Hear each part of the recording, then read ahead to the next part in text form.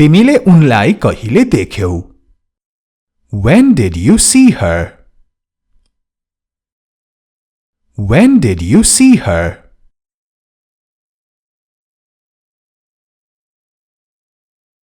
उनलाई कोसँग देख्यौ? Who did you see her with? यही वाक्यलाई with whom did you see her पनि भन्न मिल्छ। Who did you see her with? With whom did you see her?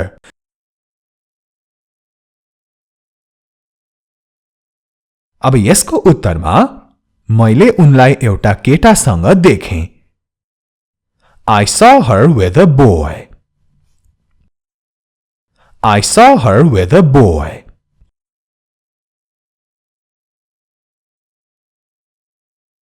पक्का हौ भनेर सोध्न साँच्चै हो अथवा तिमी पक्का छौ? Are you sure?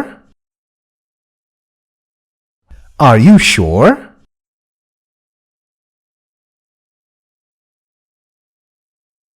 अझै डिटेलमा सोध्नलाई के तिमी पक्का छौ कि त्यो उनी नै थिइन्? Are you sure it was her? Are you sure it was her?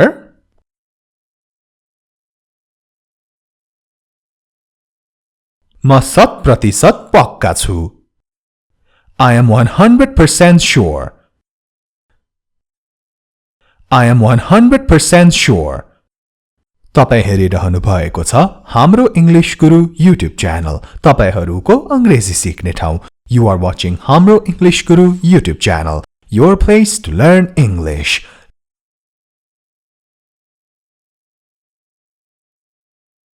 के तिमी अझै पनि ममाथि शंका गर्छौ? Are you still suspicious of me?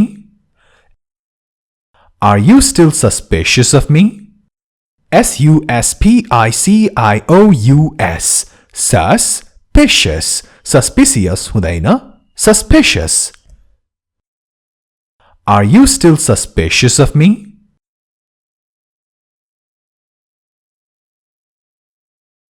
अब उत्तरमा होइन मैले जान्न मात्र चाहेको हुँ।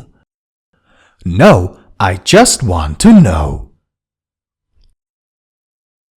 No, I just want to know.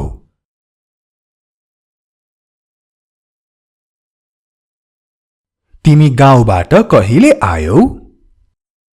When did you come from the village? When did you come from the village?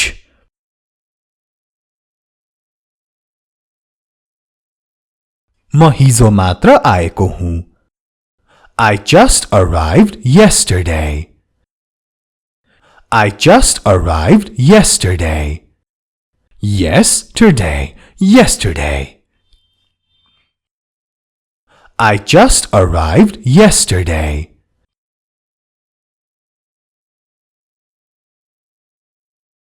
तिमीले कहिले कपाल काट्यौ? When did you get your hair cut? When did you get your hair cut?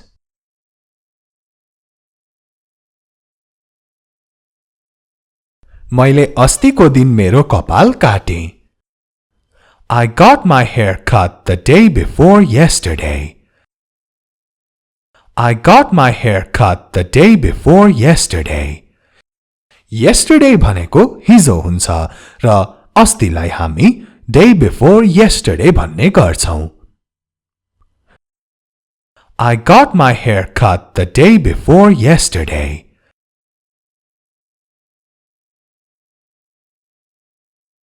तिमीले उसलाई चिन्छौ? Do you know him?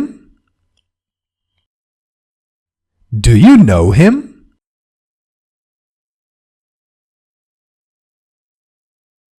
म उसलाई राम्ररी चिन्छु। I know him well. I know him well.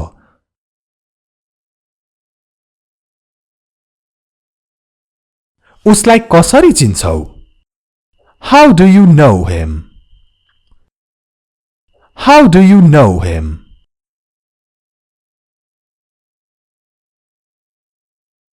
यसको उत्तरमा अब म उसलाई मेरो साथी मार्फत चिन्छु I know him through my friend I know him through my friend Through my friend को अर्थ मेरो साथी मार्फत I know him through my friend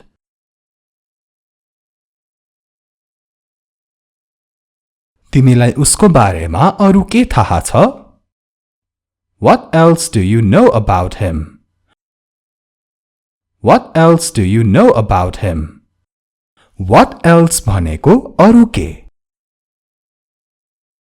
What else do you know about him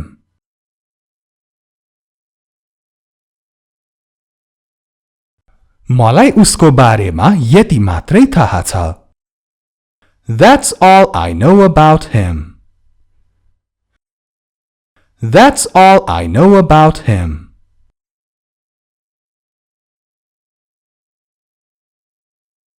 यदि तिमी मेरो ठाउँमा भइदिएको भए के गर्थ्यौ What would you do if you were in my place What would you do if you were in my place Where गलत were सही W-E-R-E were What would you do if you were in my place Be sure to subscribe to this channel Hamro English Guru if you haven't subscribed already Subscribe को छेउमा भएको घण्टीलाई पनि बजाउन नभुल्नुहोला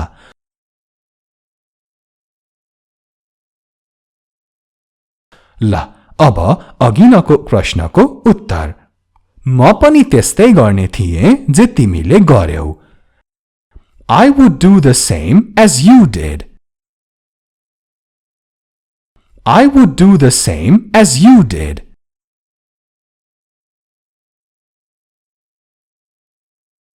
के उसले जे भन्यो त्यो सत्य हो Is what he said true Is what he said true True को अर्थ सत्य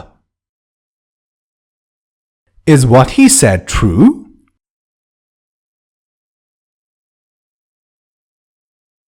म पक्का भन्न सक्दिन I can't say for sure I can't say for sure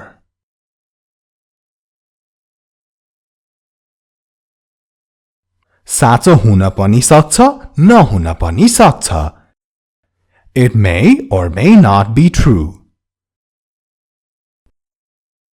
It may or may not be true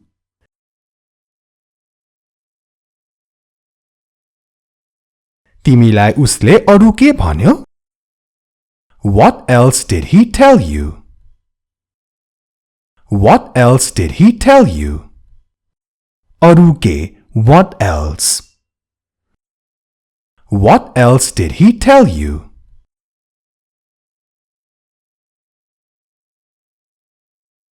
उसले मलाई कसैको पनि भरोसा नगर भन्यो He told me not to trust anyone He told me not to trust anyone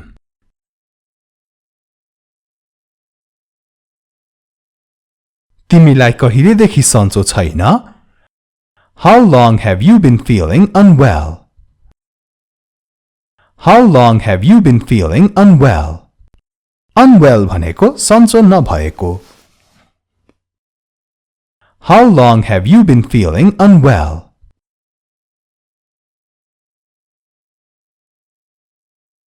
एक हप्ता भइसक्यो It's been a week It's been a week ध्यान दिनुहोस् It's भनेको it is पनि हुन सक्छ it has पनि हुन सक्छ यहाँ चाहिँ it has को अर्थ लागेको छ यो सबै बारे अर्कै टेन्स को भिडियोमा राम्रोसँग बुझाइएको छ त्यो हेर्न यही हाम्रो इंग्लिश गुरु युट्युब च्यानलमा नछुटाउनु होला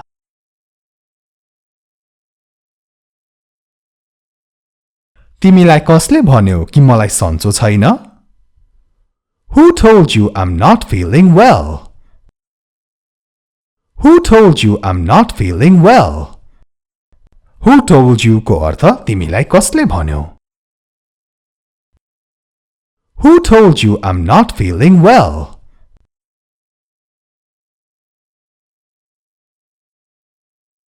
तिम्रो साथीले भन्यो. Your friend said that. Your friend said that.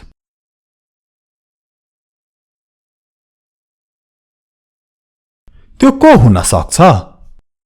Who could that be? Who could that be?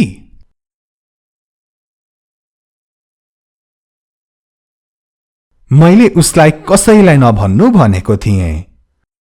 I had told him not to tell anyone. I had told him not to tell anyone.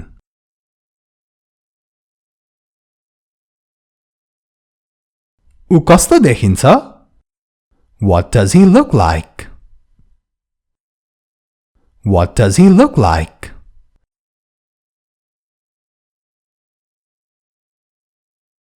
उनको दाढी र जुङ्गा छ. He has a beard and a mustache. He has a beard and a mustache. दाढी, beard, जुङ्गा चाहिँ mustache. He has a beard and a mustache.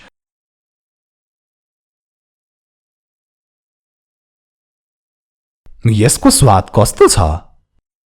What does it taste like? What does it taste like?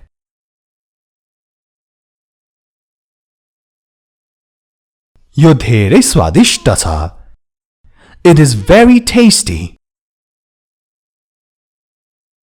It is very tasty.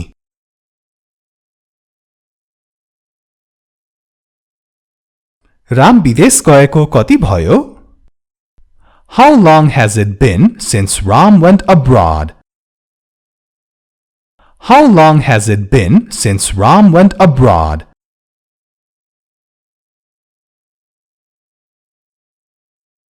उत्तरमा ऊ विदेश गएको 2 वर्ष भइसक्यो. It has been 2 years since he went abroad. It has been 2 years since he went abroad. Abroad हुँदैन, abroad.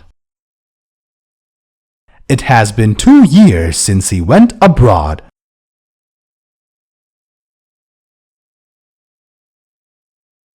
तिमीलाई अरु के कुरा थाहा छ? What else do you know? What else do you know?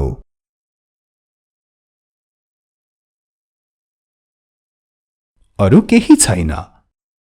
Nothing more. Nothing more. Be sure to like and share this video. भिडियोलाई like र share गर्न नछुटाउनुहोला.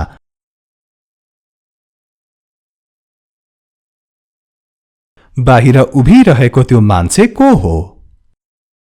Who is the man standing outside? Who is the man standing outside?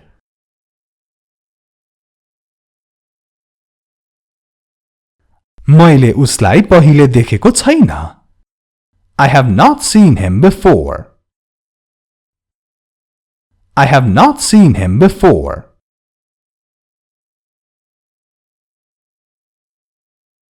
हाम्रो छिमेकीको आफन्त जस्तै पो छ. Looks like he is our neighbor's relative. Looks like he is our neighbor's relative. Neighbor, neighbor भनेको छिमेकी र यो ध्यान दिनुहोस् त RELATIVE. यो हुन्छ relative, relative होइन relative. त्यो ध्यान दिनुहोला. Looks like he is our neighbor's relative.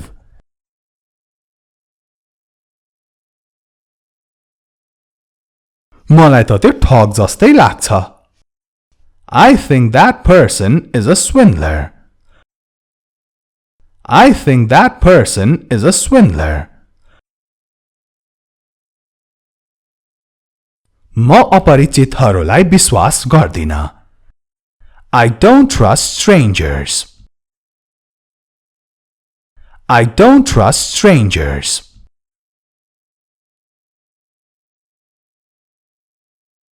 अपरिचितहरूको विश्वास गर्नु पनि हुँदैन. You should not trust strangers. You should not trust strangers.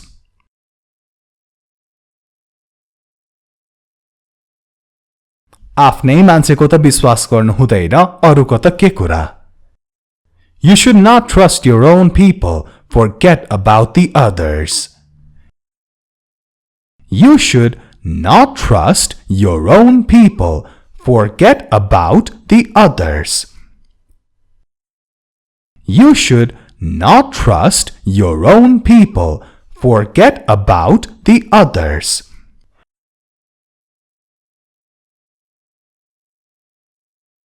तिमीले उसलाई यहाँ किन आउन दियौ?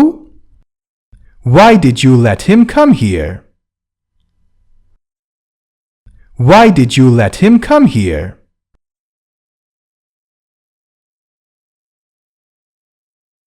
मैले उसलाई यहाँ बोलाएको होइन। I didn't call him here. I didn't call him here.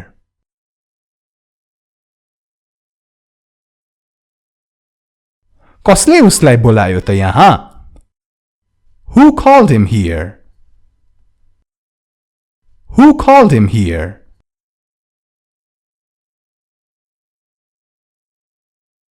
अबदेखि सोध्ने गर्नु।